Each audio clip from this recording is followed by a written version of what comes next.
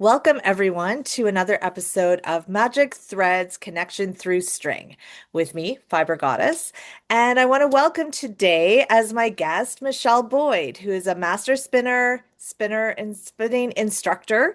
And she's also an author of two books, one specifically about spinning, and the other one coming out soon, like really soon, right, Michelle? Within like next week? June 16th. Yeah, like super, super soon.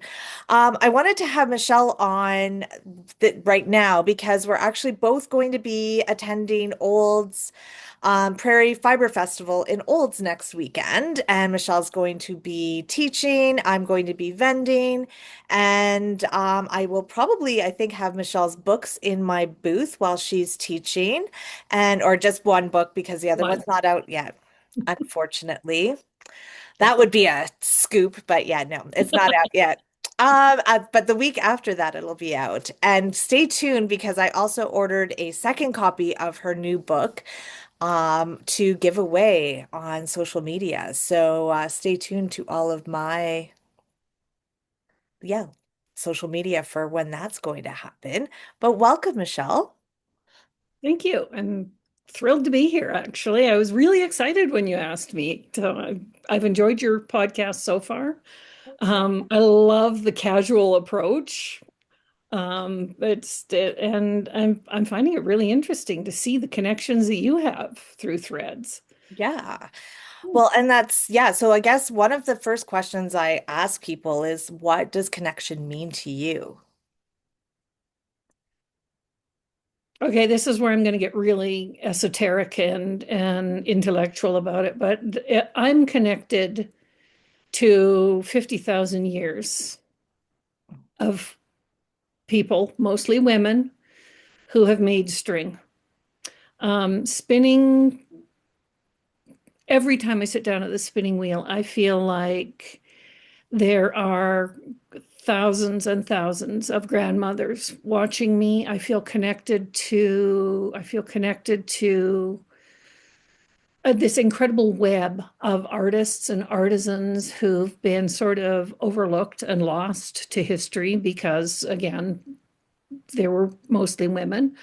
And I feel connected to the current community. I feel connected to knitters and weavers and spinners and stitchers and quilters because every time I sit down and I touch fiber, whether I'm knitting or spinning or weaving, I just feel it's almost like there's this invisible web connecting us all.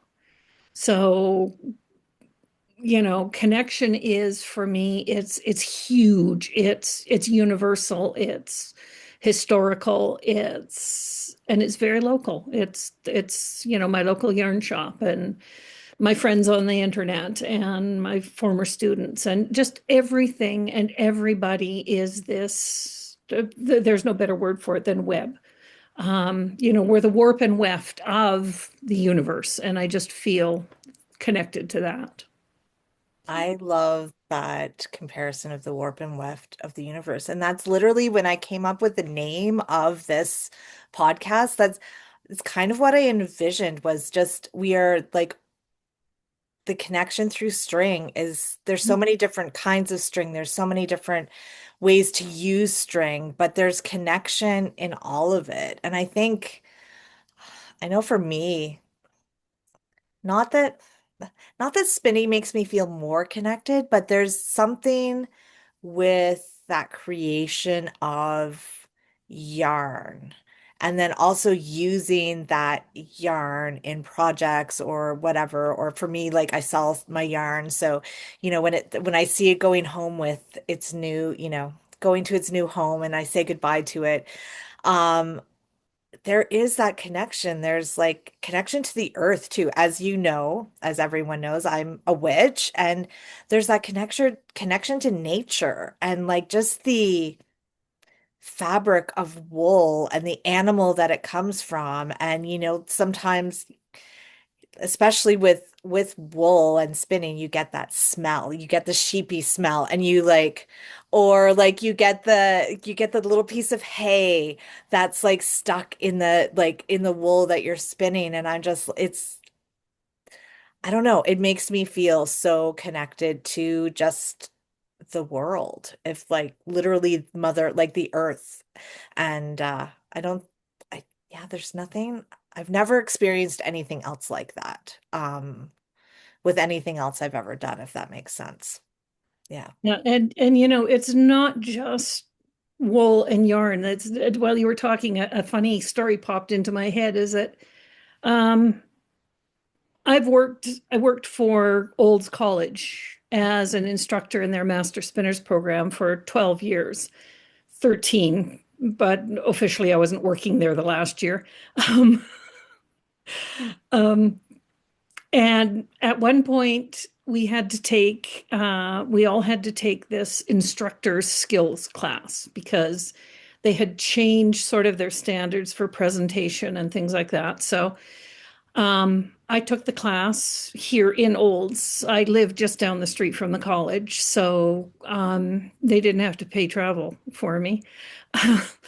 But I took the course, and the last night they broke us out into groups, just sort of U4, U4, U4. There was no planning or organizing. And I went with the group into the room, and there was someone from the Canadian Meat Center training program.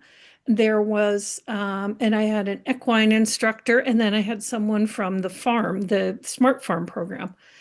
And we all had to teach each other a skill. So I thought, okay, I'm going to teach basic crochet chain, and I'm just going to make a little crochet chain flower. I had 15 minutes. You have to kind of do something small. And then the meat store person did how to tie a roast using string, using butcher string. And then the equine person went, oh no. And she pulled out string and showed how to make a loop that could connect a bridle. And then the cattle person from the farm went, I'm a string person too. And showed how to do a calf rope tie. So all of these people, the four of us, just randomly selected, all talking about the connection of string and how string isn't just about knitting and weaving, and how string is used in cattle roping and how it's used in emergency repairs for horses and all of these things. And we were just kind of we just felt grounded and connected. And still, when I go over to the campus, I haven't worked for the old college Master Spinners program for a couple of years now, but I go over to the college and I see those people, and we stand and we chat. We had nothing in common before that night. And now we all know about each other's kids, and we all know about each other's gardens, and how are your horses doing? And oh, it's calving season. How are you doing? And it's just, that's a whole other way of looking at being connected through string. Yeah. Well, and string it's because I mean, I think when we're kind of in the thick of, the world in which we live in like, the beauty of it, yeah, you kind of forget about the utilitarian uses of string. Like the world really couldn't exist without string. Honest, like it's really cool. Yeah, What no, the introduction to anything I talk about is string is what made us human. String is what gave us tools. String is what gave us clothing as we know it. String is what built the sails for the ships to conquer new lands, for better or worse. And when they conquered those new lands, they found string there. There was spinning existed everywhere in the world long before written history. And it's a natural I think it's a natural human function to twist things. And then you've twisted things and you go, oh, hey, I could use this to tie that to the rock. And look, now I have a spear. Cool. So string isn't just about art. String isn't just about the beauty and the relaxation. It's a vital human function. Yeah. And we Well, forget that. and that leads perfectly into my next question about what I feel like is also like an essential part of being human is community. And the community, especially around like what does community mean to you? Community means a lot of different things to me. And like right now, I've lived in Olds for 10 years and I have not felt connected to the community until the past few months. We're in the process right now of fighting a massive data center and 1.4 gigawatt gas fired power plant literally across the road from probably about 30 houses. I'm in the 1 kilometer zone that is being invited to consult and participate. And suddenly now I'm part of the community of Olds. Um, I have a community in Fort McMurray where I haven't lived for 10 years, but I have friends there. Community is people who come together, people like my string ladies, people who are connected by common interests, absolutely, but people who support each other. A few years ago, when I was teaching, we had a kerfuffle with one of the instructors who was putting people down. And so I stole a sign, I stole a student's work and put it up in my classroom.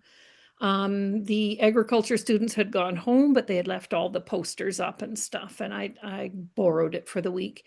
And it just said, a rising tide lifts all boats. And to me, a community is a rising tide that brings everyone with it. And a lot of my community is scattered across North America for sure. Um, and we only meet on the internet or we only cross paths at things like the fiber festivals or Zoom meetings. But we are people who are connected by a common goal, who lift each other up. And the minute that we start seeing, I mean, there's always drama, there's always people picking fights, there's always my way's better than your way. The instructor who caused the kerfuffle over telling people they couldn't spin because they had the wrong spinning wheel. Um, you know, we all need we all need somebody. We all need somebody to lean on sometimes. We all need somebody to yell at when we're mad, that we know won't yell back or hope won't yell back. We all need a safe connection to other human beings. And that's for me, that's community. So my definition is constantly evolving, mostly because my communities are constantly evolving. But I think that at the core of it, um, I'm just looking for people who work together to uplift. Yeah, I completely agree. I mean, there's that supportive. I also think part of community for me too is that sometimes you need the people who will yell back at you and call you out on your shit too, That's which fair, yeah. sometimes I don't like that, but sometimes needed. Um, but yeah, no, I love that. I love that whole definition of community in that, you know, you always hear that whole little, be the person that's going to lift people when they're not in the room, right? That they're going to be, yeah, like, yeah, you just want the people who have your back, I guess, have your back, but also have the common interests. Like there's so many, yeah, you're right. We all have so many different communities, but those connections within those communities are, it's look at the story you were telling, right? Like that's literally what's going to save us from AI data centers and politics in this godforsaken province. We won't go there, or this will go off the rails really We quickly. will go sideways very, very fast. Yeah. Yes. But it's true. Like those are the like that's the community, right? You need the community of people who feel the same way you do about things. Maybe you don't have anything else in common, but yeah, they're against, the data center. So then suddenly you're working towards that common goal. It's a really, yeah, I love the concept. I I was a sociologist. I don't think I've talked about I did sociology in university and I've always sociology and psychology. So there's those two, there's like the inner world, but also the outer world. And it just fascinates me, the connections of people and how, yeah, just relationships and how we work as a society has always, I guess that's why I don't get certain political ideologies because they just don't seem to give a shit about other people. Um, so that's sort of, yeah, it's always confused me. But yeah, I don't know where I was going with that, but that's my little, yeah, it's always been fascinating to me, I guess, is what I was going to say. So you brought up earlier teaching at Olds, and we won't get into, that whole, the program has ended for those, or is ending for those who people don't know. We won't get into all the stuff around that, but Olds was one of the first, and I don't know if you know this or not, but Olds Fiber Week was one of the first fiber communities that I sort of felt connection with. And because before I started my company, I would go and take classes at Olds. I was trying to remember earlier today whether or not I ever took a class from you, and I don't think I did at Olds, I don't recall, but but I then, did. I saw literally hundreds of Yeah, people. absolutely. But it would be more. I would be more likely to remember you than obviously you would remember me, but I don't think I ever took a class with you, but I would before, yeah, like I said, before I started dying, before I started getting into that, I would take classes there. And that really, even just like I never entered the master's program, but just taking the, one day or half day classes was really helpful on my spinning journey. And then I started my company and then I would start vending there. I feel like Olds was one of the very first fiber festivals per se, where there was a market. Like there wasn't even when I first started, there wasn't what there is now. Like now we have, a lot of markets and stuff that people um, vend at or shop at or whatever. But Olds always felt special to me. Maybe because it was the first show that I like one of the first shows I vended at, and because I had that connection of going there.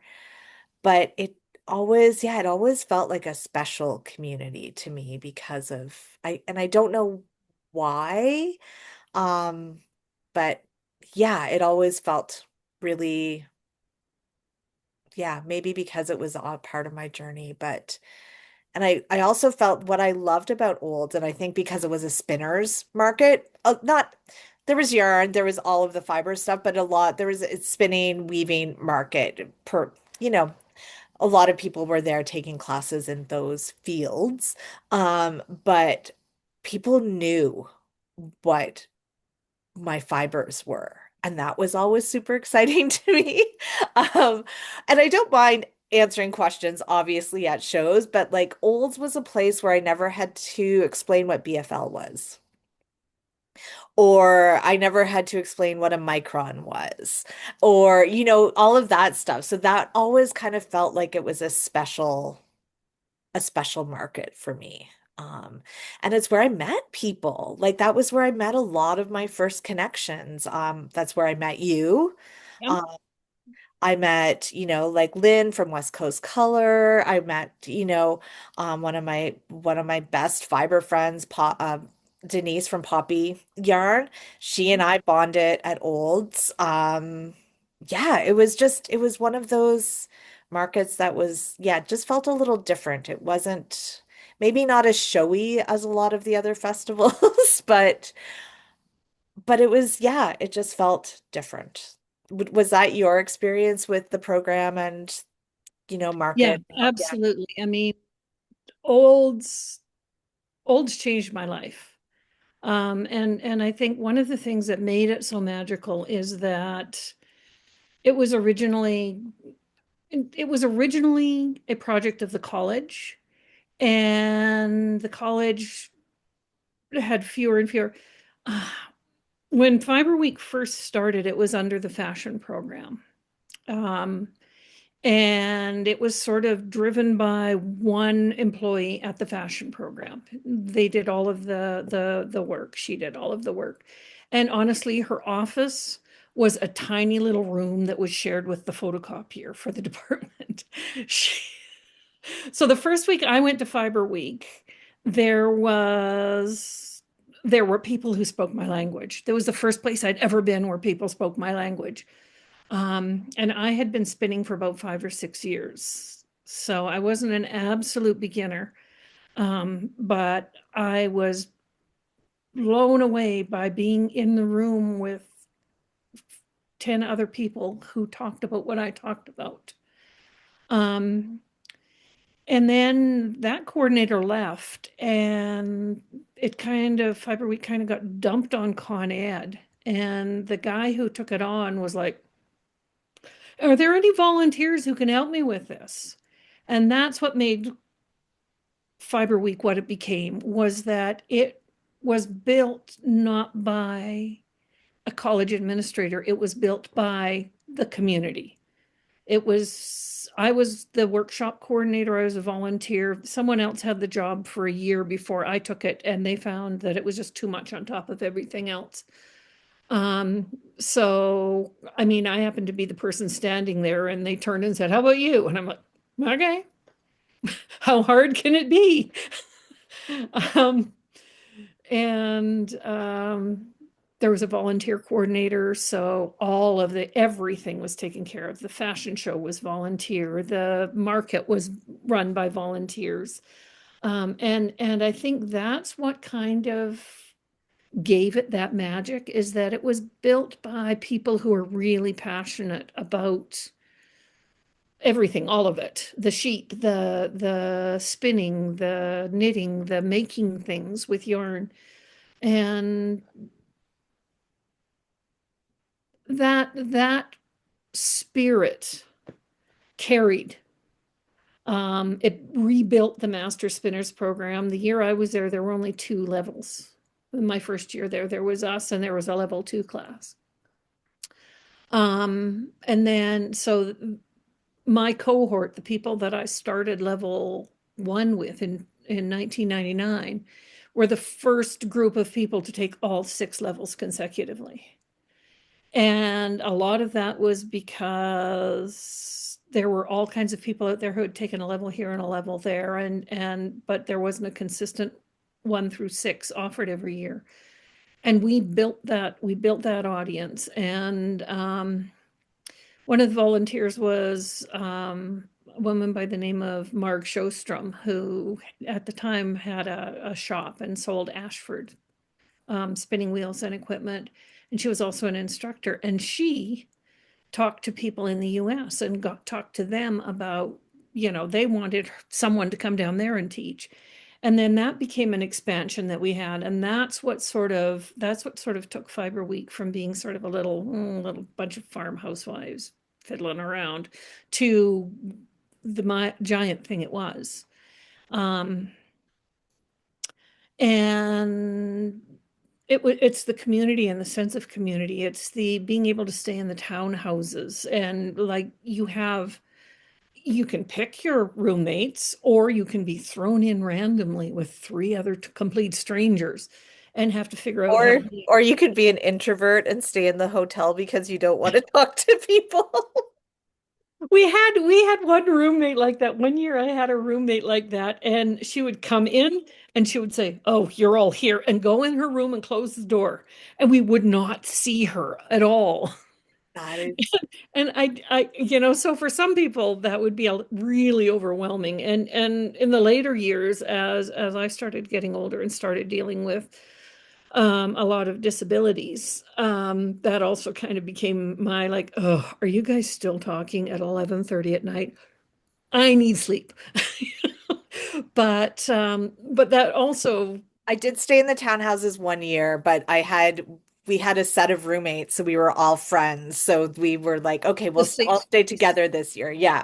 But yeah, but you're right. Like that was a whole other element of it where, especially for even when I first started going, it was like I would take classes for 3 or 4 days. So it became like a little weekend retreat. Like it wasn't just, a 1 day festival where you go in, do what you're doing, take a class, leave.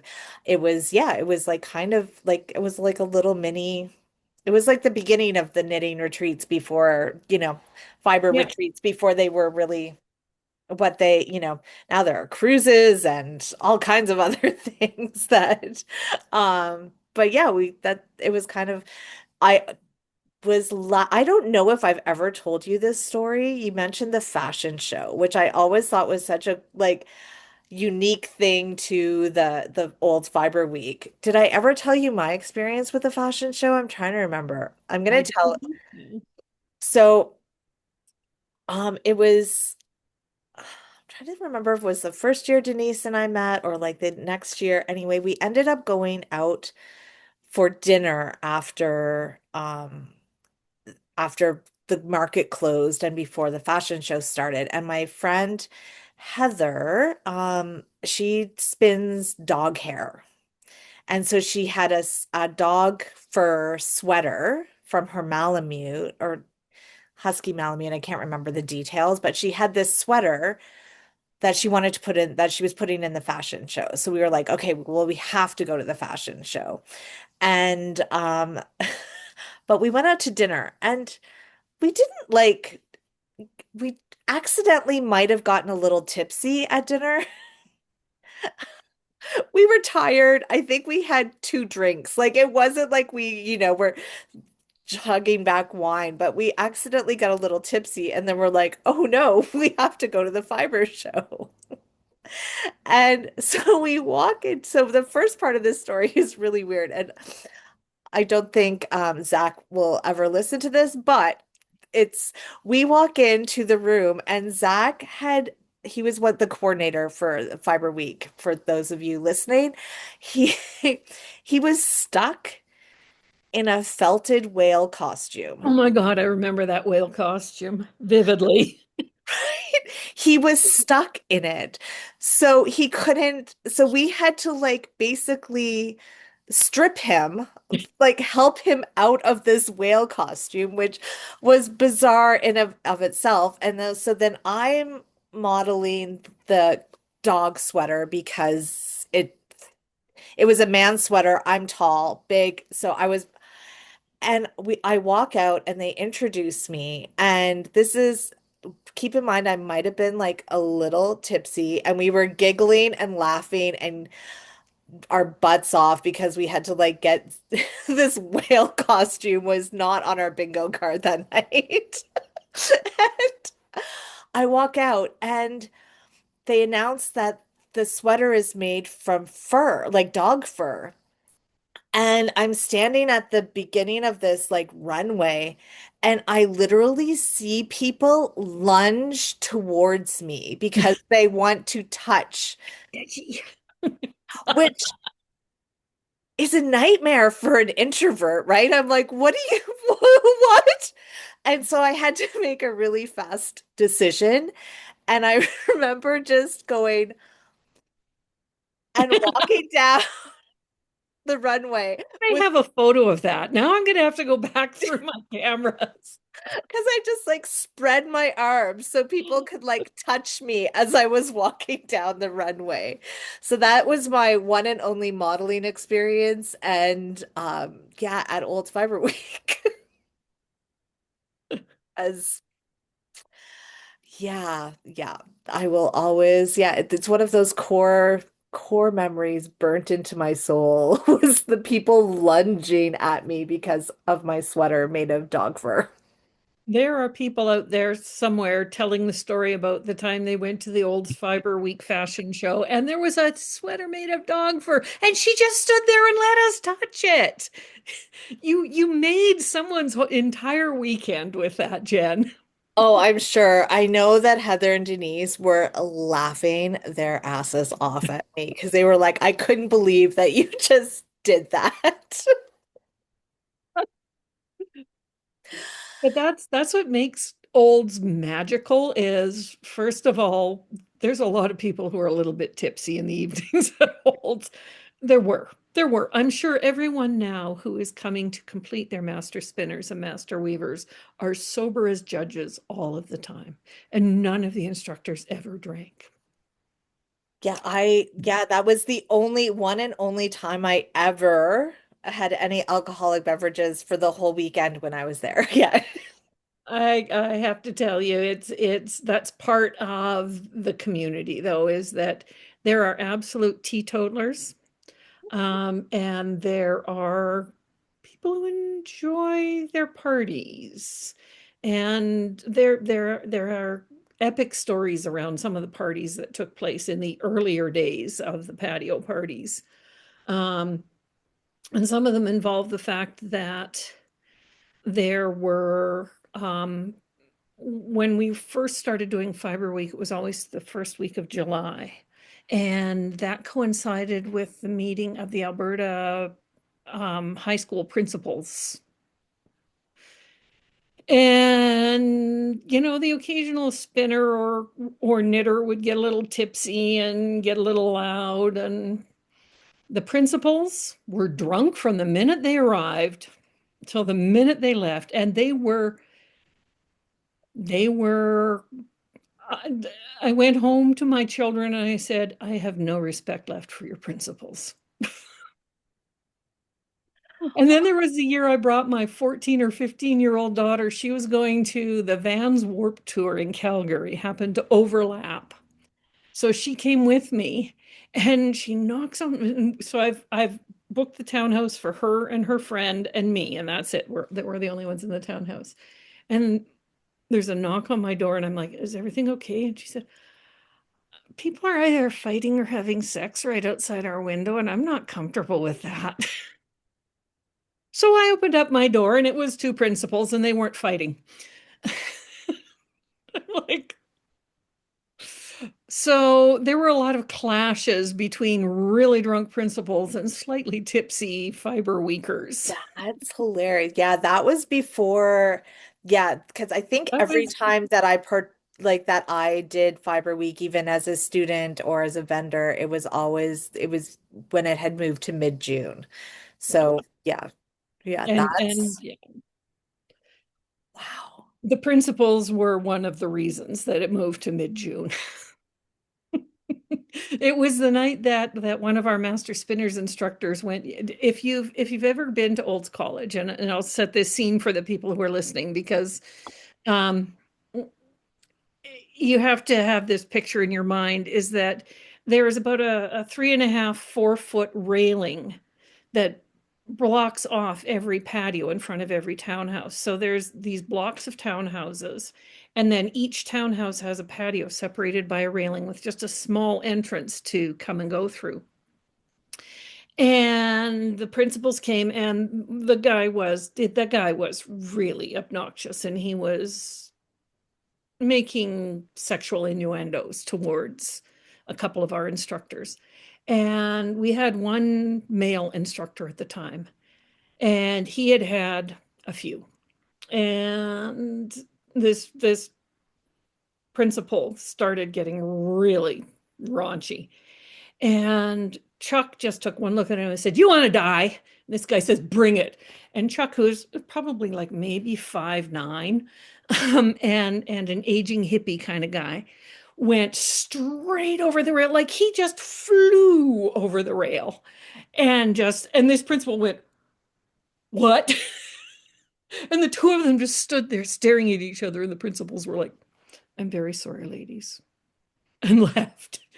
But the problem that had led up to that was a weekend of little old ladies knitting. Oh, look at you. Aren't you useless? Don't you have something better to do with your time?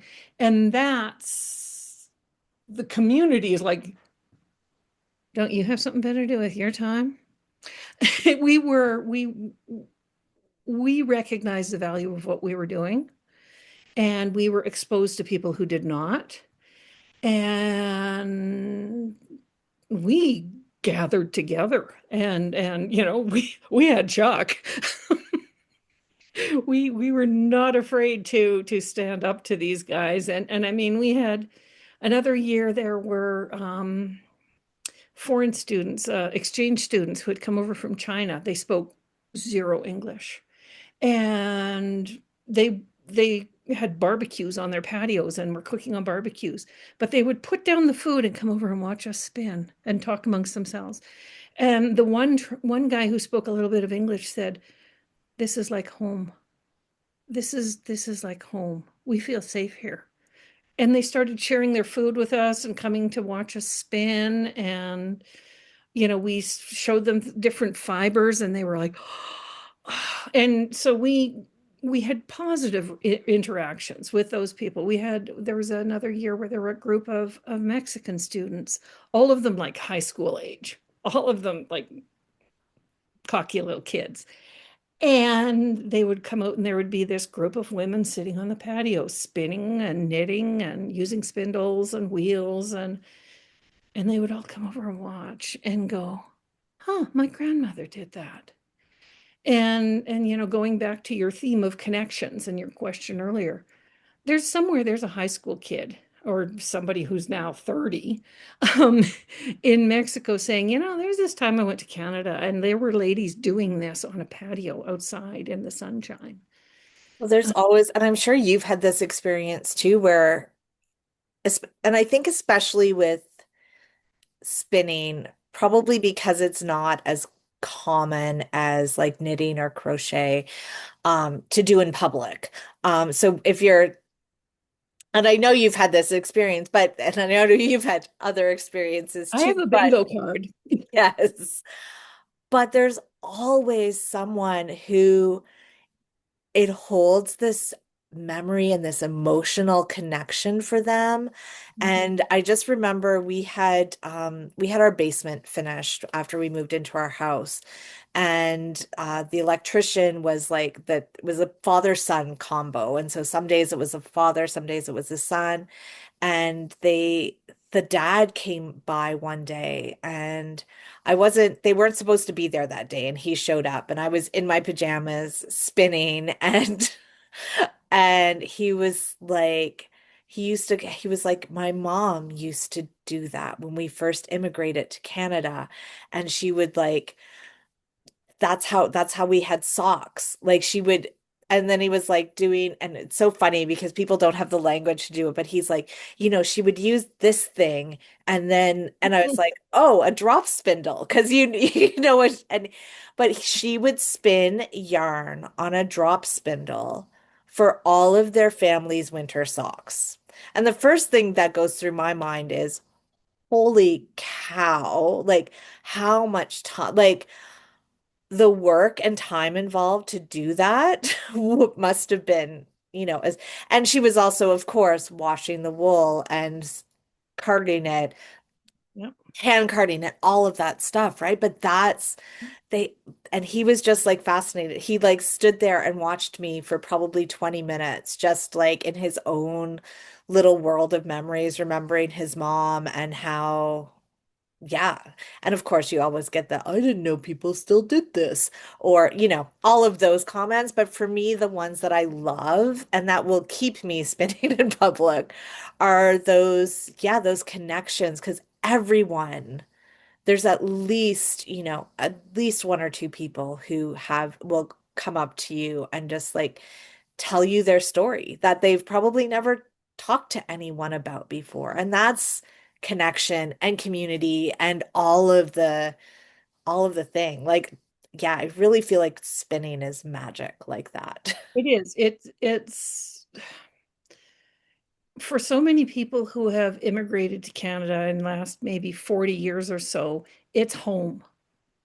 Right. You know, we look at it as, oh, it's a weird little hobby and oh, it's a dying art. Um, I mean, those of us who spin don't, but the people around us are like, I didn't know people do that anymore. But it's almost always either people from the East Coast or families who have immigrated. And it may not be the immigrant generation, it may be their descendants, their offspring, coming up and going, my grandmother did that. I have pictures. I have a picture of my mom carding wool when she was a kid and she hated it. Grandma made her do it. Um, so many people. I demo at Aggie Days in Calgary at the Stampede. I go, my friend Lisa, who I met at Fiber Week, so there's another connection. Um, she was frequently my roommate, and she was the reason that if I got tipsy, I was tipsy. Blaming Lisa, go for it. Poor Lisa getting thrown under the bus. Sorry, Lisa. And again, if you want to hear Fiber Week stories, you just get Lisa started. But her dad was one of the first people in Canada to have llamas. So, and they've been very deeply embedded in the Stampede community for decades. And so she organizes the llama display, and she asked me a couple of years to come and spin, and so I do. Um, and the school teachers, so Wednesday through Friday is school groups, and you hear this, I'm sorry, the least informed things from school teachers. You really do. Um, and then the weekend comes and the families come. And the women explaining to their children how it works and what you're doing, and the people saying, oh, you can make clothes from llamas, look at this, and touching that, and the stories. It's the stories that get me every time. It's the I'm sorry, can I just touch the yarn because it makes me think of my mother, my grandmother, my aunt, my hometown. Um, and it's absolutely, those are the people, like you said, those are the people that keep me spinning in public. I have so many stories about people who I say I've had people stand and cry while they watch me spinning because it evoked something in them. Um, and again, that all ties into my whole theory that really string is what makes us human. It's what connects us. There's a reason that they call the physics theory of interconnectedness string theory, because we do. It's the best way to put it is string is magic. Yeah. Yeah. And making string, I am I have been spinning for 30 years. And for 20 of those years, I have studied it from a scientific dissecting perspective. I wrote a book and I had editors asking me questions about why do you say this? Why? And I've had to prove things that people say, no, no, no, you can't do that. And I'm like, well, of course you can. Um, oh, traditional spinning doesn't do that. And I'm like, whose tradition? So I've had to learn several approaches and all the different ways of looking at it. And yet when I sit down at a spinning wheel and I make yarn, I stop and stare at that bobbin and I'm like, this is just magic. I understand the physics. I understand the math. I mean, art is steam. It's STEM with the art in it. Or, I'm sorry, yarn is steam. It's STEM plus art. And um It's witchcraft. That's what I like. but it is, it's alchemy, it's Yeah, transforming nothing into something. It is witchcraft. yeah. Absolutely. And I am startled. And this is, and I always put in my bios and I always write in my personal writings about this is the magic. Here's where the magic happens. This is magic. And I am constantly stunned by the magic of making string. Yeah. I I could not agree more. And I feel very privileged to be in that magic every single day. Like even if I'm not at my cauldrons dyeing stuff, I'm still like, yeah, it's a really privileged little universe that I live in with string and color and art and witchcraft and all of all of the things And melding I into mean, one. all witchcraft was a science that they didn't have names for, right? It's and all science is witchcraft with fancy labels smacked on it. It's all, and again, it's that interconnectedness, it's that interwoven um, kind of quality that comes with this whole world. And if I may plug my book. I was actually just going to say, let's get your books on here and talk about your books. But in the introduction to this book, I defend the use of the word crafters because oh, we're not crafters, we're fiber artists is a very big talking point in our community, right? And I say we're not crafty like kids with macaroni and glitter glue. We're crafty like a fox. We are engineers. We are architects. We are physicists. We are mathematicians. Even if all we're doing is knitting a pattern, following exactly the pattern for we are still practicing all of those things. Plus, of course, we are practicing our manual dexterity and keeping our brains young and alive and all of those things. But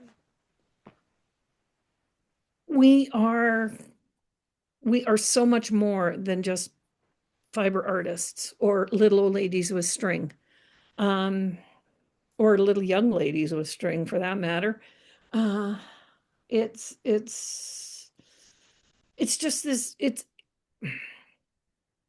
is magic. That's all it is. That's all I can say is it's magic. And I am absolutely blessed to be where I am and doing what I do. Yeah. Yay. Yay us. Aren't we special? Yay us. So let's talk about your new book. So your book is it? So your first book was called Twist, and that was more of a book for spinners Yes. about yarn and spin and making of yarn. Um, Yes. but your new book is for anyone who works with yarn, right? Yep. It is called A User's Guide to Yarn. So it's fairly specifically broken into sections for knitters, for crocheters, and for weavers. Okay. And I know there are other people who work with yarn in different ways as well, but those are the broad categories that we fall into. And so it's how and the lovely subtitle that my publishers put on it is everything knitters, crocheters, and weavers need to know about yarn to level up your craft. Um, and it's broken into three sections. The first section is how yarn is made. So it talks about the influence of the materials. So the difference between wool and llama and cotton and how those things affect the yarn. Um, then it talks about how yarn is made, and I specifically narrowed down the focus because, again, yarn is made a scabillion different ways around the world. But I chose to work with a couple of Canadian mills. I worked with Leah Little at Briggs and Little, Wave Weir at Wave, I think it's Wave Weaving, no, Wave Fiber Mill. Anna Hunter, who might be familiar to a lot of your listeners from Longway Homestead, and my local bestie, Maddie something Smith. Oh God, I've forgotten her name. Isn't that dreadful? Maddie out at Custom Woolen Mills and Purvis Smith. Um, and I talked to them. I did video tours of their mills. We talked about the language. We talked about how wool is washed, what chemicals are used, all of those sorts of things. A lot of deep dive into how yarn is made, and then how ply structure affects the yarn, and take care of some of the myths around S and Z twist, which is starting to get into the little nerdiness. Um, then the second part is buying yarn. So what to look for when you're buying yarn, how to read a yarn label, how to do yarn conversions for length and for diameter. Lots of technical yarn measurements that hand spinners and weavers know, but a lot of knitters don't know. And then storing yarn safely to avoid all of the pitfalls, including the M word, which I'm still fighting around here. Um, I brought home a fleece from the US that brought in some moths, and we've been fighting a never-ending battle ever since. I I had my own battle as well with that when I first started. Thank goodness it was before I started buying mass quantities of wool Oh, and yarn for my business. It was just when I had started sort of collecting my own wool for my personal, use, and I had a raw fiber subscription it was from the US as well, but it was like a different fiber every month. yeah. And I had it all stored on a shelf. And yeah, I will never forget the day that I walked into my studio and I sat down to spin and a little moth flew out of my fiber. And I was like, it was yeah, the panic that ensued, and I was the luckiest person in the world because, and I'm so grateful. I had a friend who forced me to go. I was texting with them that night and they forced me to go into my studio and spin. I almost didn't. I am so grateful to them to this very day because I don't know when I would have gone back in my studio. And you know what happens, right? But I believe that that moth was the first moth to escape the bag. And to this day, am so freaking grateful that because I went through every single braid of fiber I had, throughout all of the raw fiber that was on that shelf. I just, yeah, and yeah, the night I can't even imagine the nightmare I would have now with like, All the yarn you have in your house and all the fiber. yeah, like if it got into my fiber closet that like I have, yeah, like a full closet with like three massive shelves of just like bumps and like bags of fiber, I would, yeah, it would devastate my business to get. So my thoughts are with you. I, You it's, keep thinking, one of the things that I mentioned in the book is that we thought we'd conquered the moths, and then suddenly we started seeing them again out of a corner of our living room. And this was, no, it was a corner of our bedroom where there was a chair. And we're like, there's no yarn, there's no wool clothing here. What on earth is it? So we picked up and moved the chair. And we had an orange cat at the time. And he, unbeknownst to us, had made himself quite a little nest under that chair, including bits of fiber that he'd pulled around and then his own hair. So there was this circle of like perfect moth breeding ground in a dark corner under a chair. And that was like that was the resurgence of what we thought we had gotten rid of. And so I have some useful tips to avoid that. Keep your fiber in the light. Moths like dark corners. Keep your fiber in the light. Who knew? My fiber is all in the light now, except for what's in very carefully sorted and separated bags. IKEA makes these wonderful sweater bags that hold so much fiber, and that's where all my fiber is stored. Yeah. But, so Yeah. back to the book, if I may. Yes, please continue. I can't Or- believe we got sidetracked. I'm yeah, oh, shocked. Shocked. how could that have happened, Jen? How? Yeah, the third part of the book then breaks down how the function of knitting and yarn come together, how the function of crochet and yarn come together, and how the function of weaving and yarn come together. And then things like swatching and sampling, the importance of it and what it teaches you, what it shows you. Finishing. If one more person says in my presence, oh, I don't wash my yarn or I don't block my sweaters, I'm just going to scream.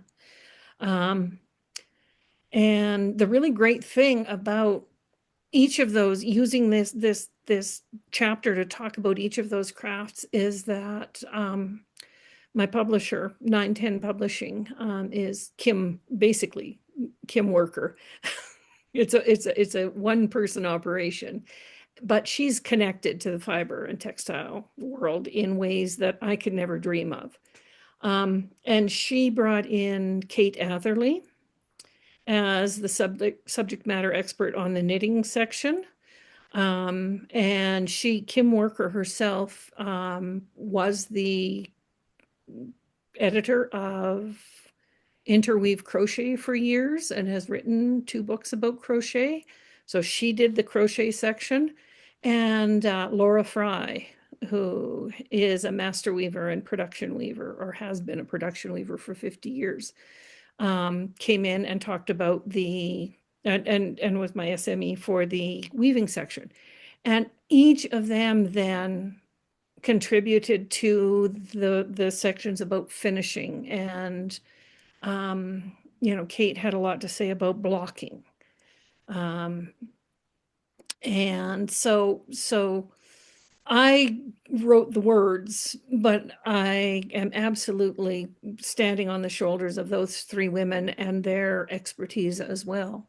So I'm not just blowing smoke, I guess. I have these incredible contributors who supported and gave me really thoughtful and really useful feedback to clarify points. Um, Laura Fry sent me like 6 pages about the difference between soap and detergent in finishing weaving.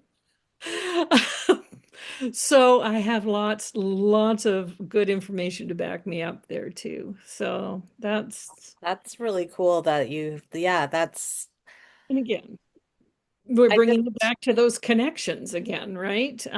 absolutely. But These are also, all I, people I who think consider.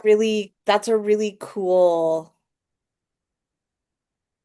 I mean, it's probably not going to appeal to everyone. They just want to, knit or crochet or do whatever they're doing but I think there's a real interest in the hows and the whys and the between, especially I think especially for like say my customers who, when you're spending as much money as you do on indie dyed yarn, Mhm. those people have a bigger, I think, maybe investment in picking out the right yarn and making sure they're picking the right thing for the right project and all of those things. So it's a very exciting little entry into our fiber It's I libraries. wish I had when I was, back in the late 70s, early 80s, and I was learning all of these crafts and making really horrible choices. Um, there are some sweaters that will live in infamy. Um, My very first sweater I made from because I didn't have a whole lot of choice in yarn. So, and I also didn't have money. And so I went to probably Kmart at the time or Zellers, one of those two. And remember those massive balls of cotton, Yep. like kind of a worsted weight cotton? Yep. Like 5 pound balls. That's what I knit my very first sweater out of. So can you imagine what happened when I wore that sweater? I know exactly what happened because I did the same damn thing. It's, we don't know any better, and our selection is hugely limited. So we Yeah, go, I okay, had well, no this will idea. work. This will be fine. Well, I had And no idea that cotton and wool would make a difference in the sweater that I was going to like, right?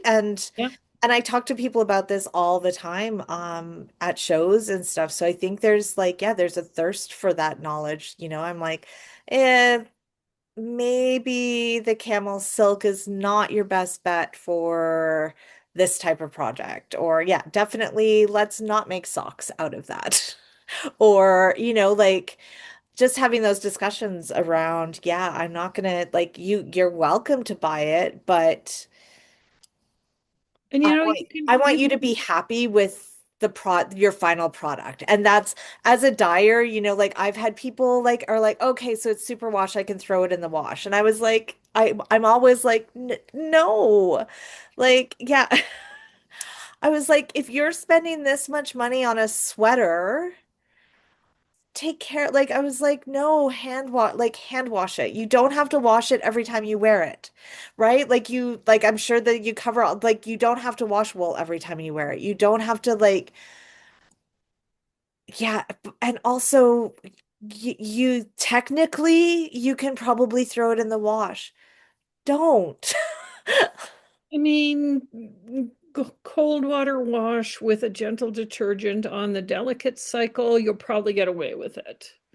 But But not everybody even does that. And not every machine has that option anymore. exactly. So it's Well, and I'm like, if you're buying 6 skeins of, $30 yarn at a bare minimum, you're Mhm. spending like 150 to $250 on yarn for a sweater. Do you want to like risk it? That's where I'm like, I don't want to risk throwing it because yes, the scales are removed, so I talked to them about how, the scales are removed, blah, blah, blah.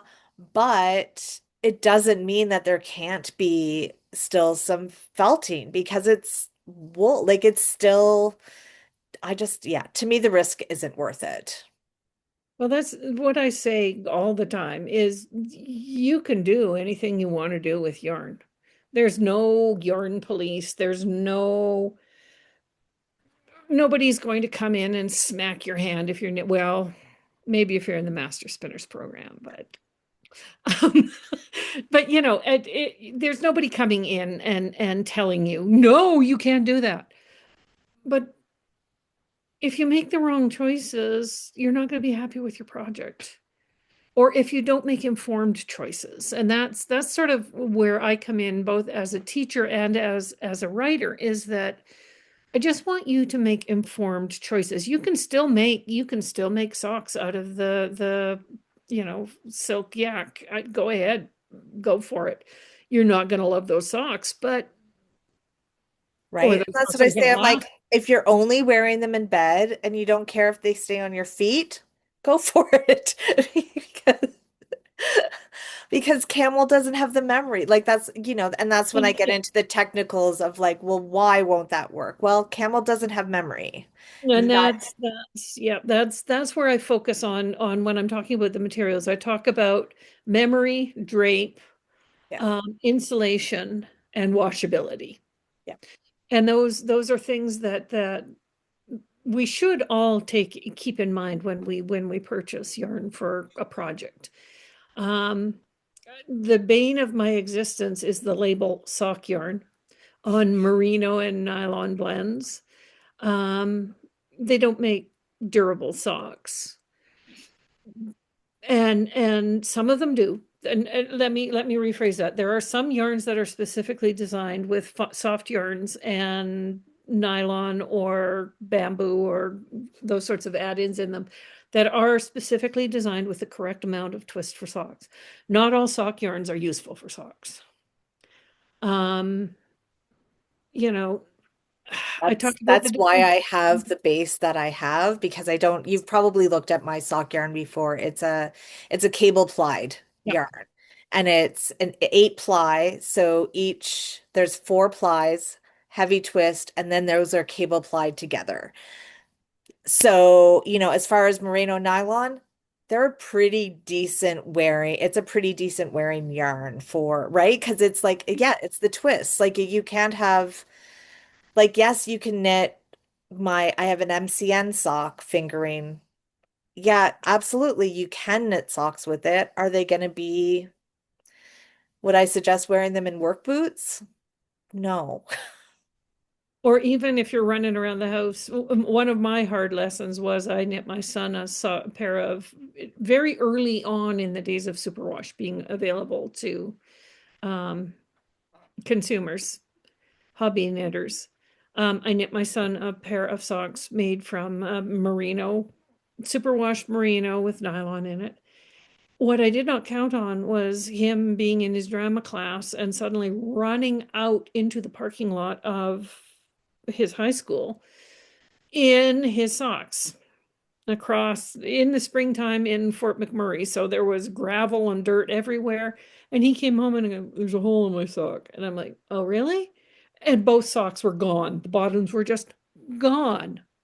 And this was like the third time this kid had worn these socks. And he had size 12 feet. I mean, there was a project. That's an investment.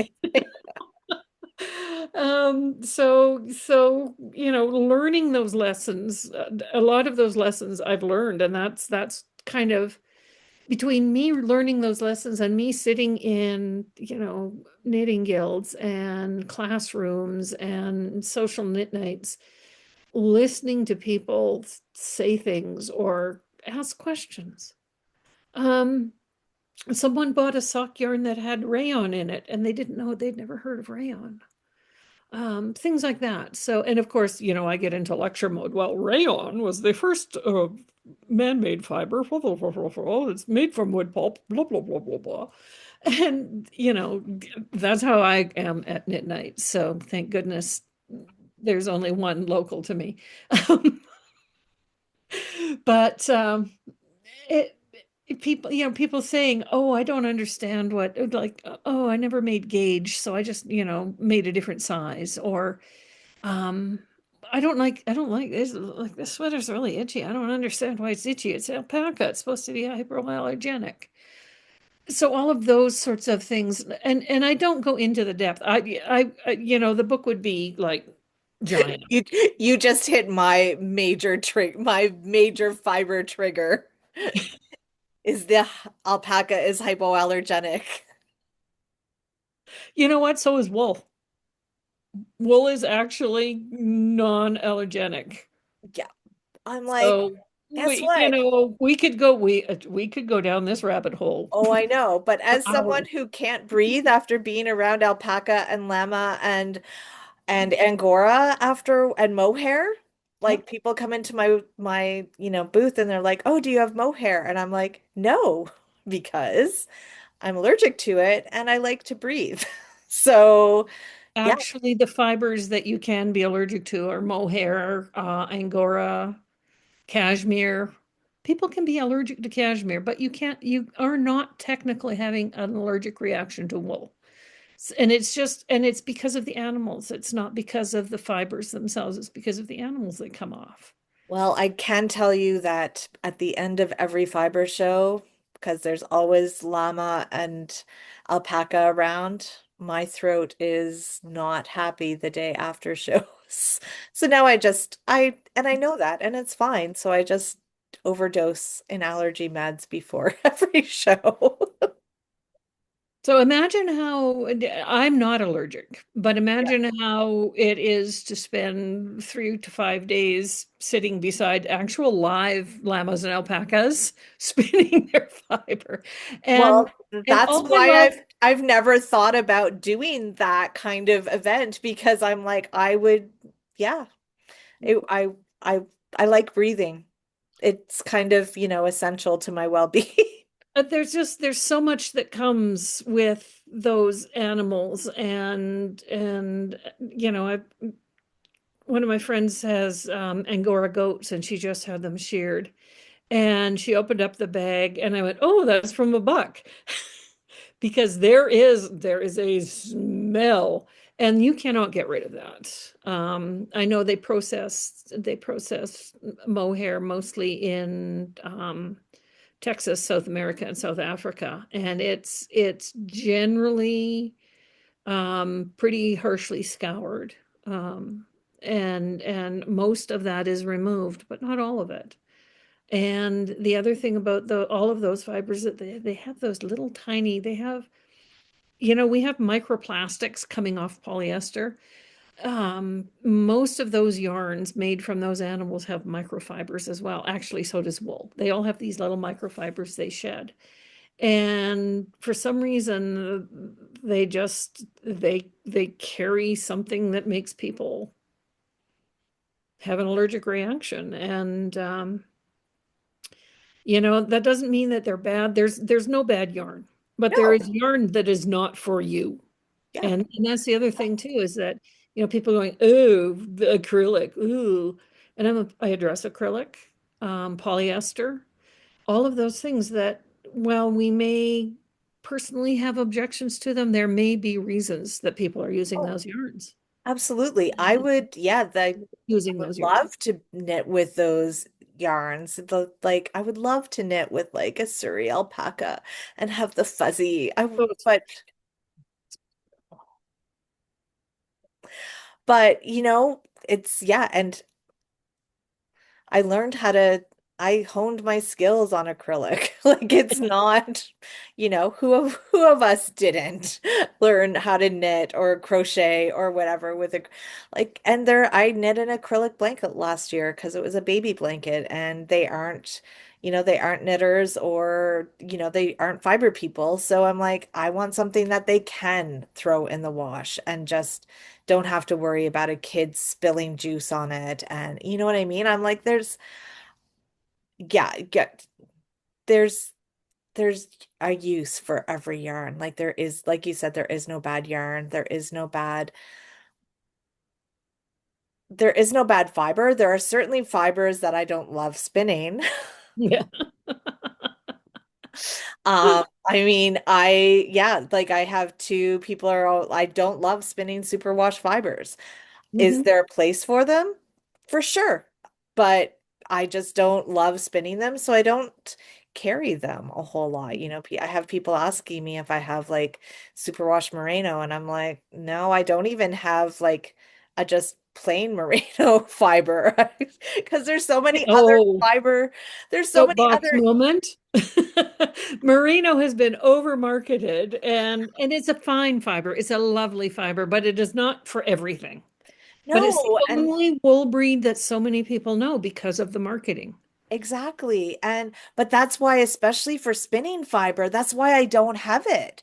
I do Mhm. have, okay, so I'm lying. I do have two superwash merino blends.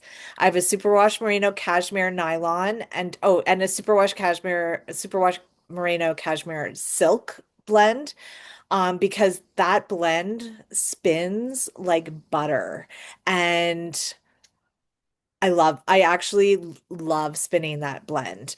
And I have a gray superwash merino nylon because I love the gray fibers. I love because just the color becomes so much more deep and whatever. But yeah, so I do have some superwash, but I also have 20 different fibers and fiber blends in my spinning fiber.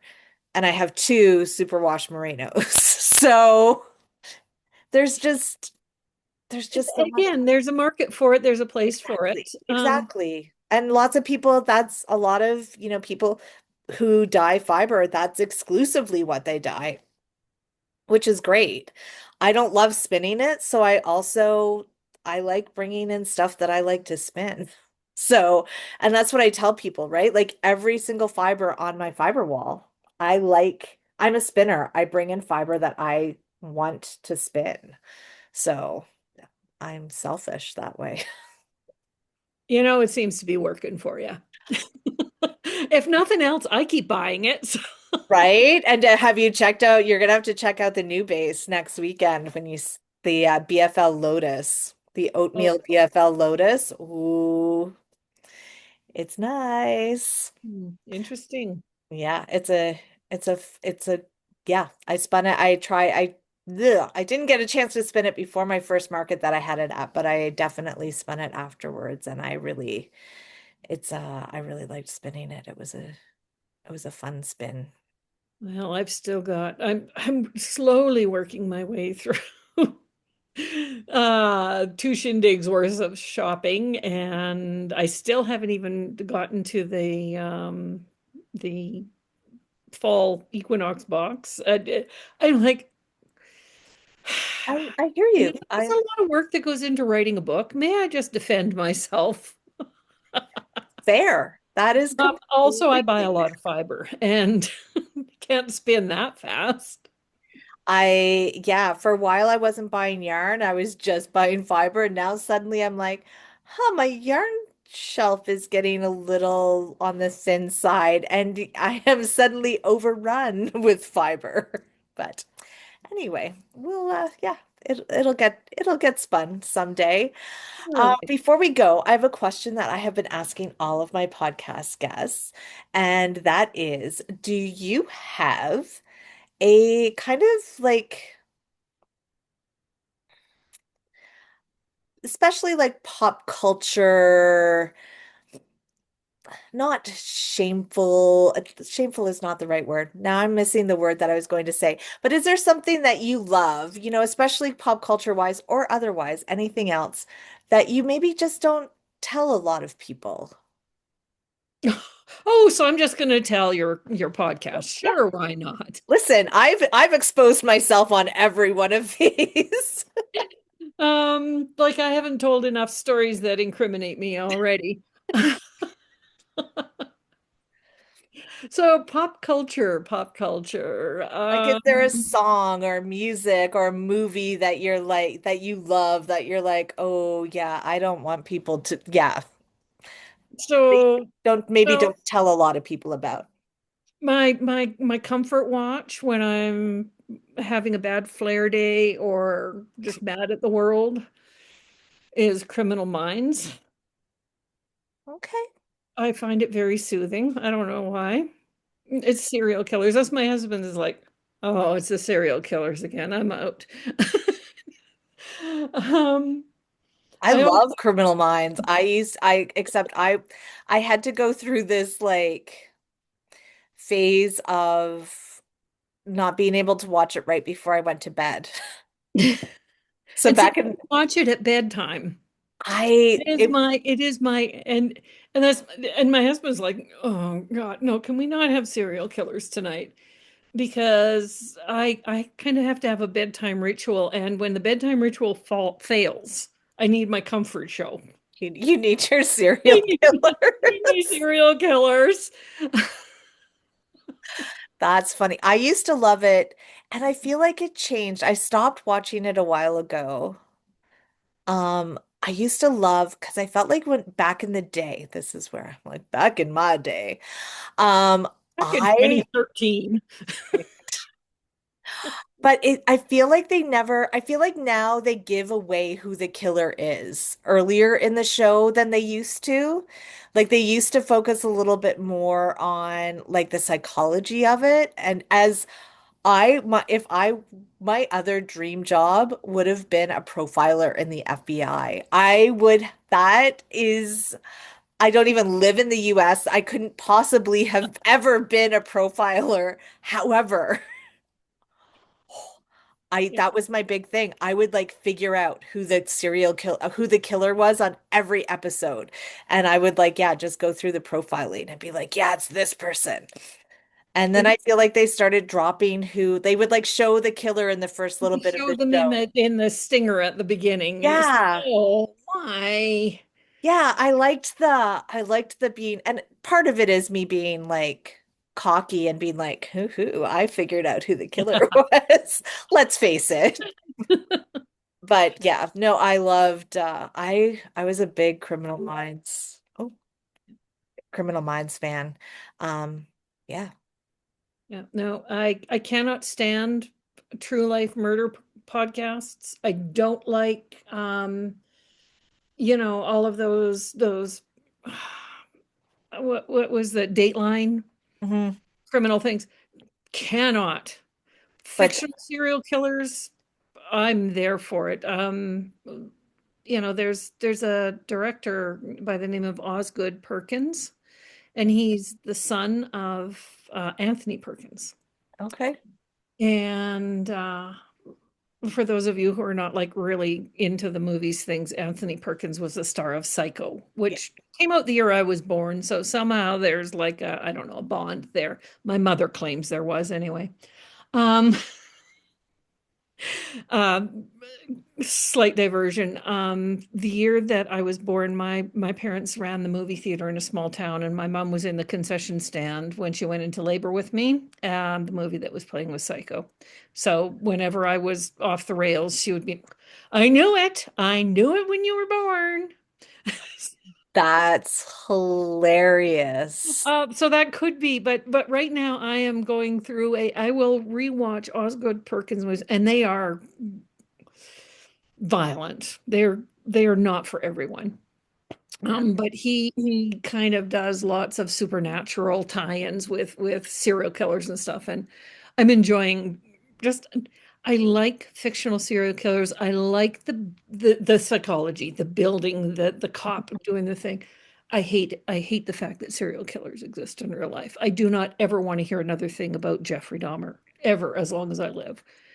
I I went don't like the through way we turn them into celebrities, but I went through a really here's my confession with the whole I that yeah, I also like Criminal Minds, but when I was a teenager, pretty sure my parents were probably a little concerned about it at some point, but I was obsessed with reading true life, especially serial killer books like the Manson family and it wasn't and the books I was reading like this was back in like, late 80s, early 90s. They weren't necessarily as sensational as they would be now or like all the Netflix documentaries and stuff. Like I felt like it was more based on like the psychology and just the facts around. But yeah, I was obsessed with which is why I went into psychology in university was I'm pretty sure my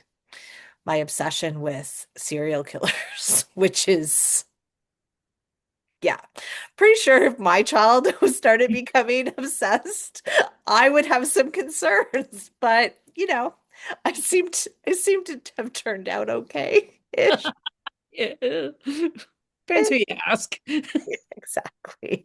On a good day. Well, exactly. Well, thank you so much for being my guest today, Michelle, and I will see you next weekend at Prairie My, Fiber Festival. my pleasure. Thank you so much, Jen.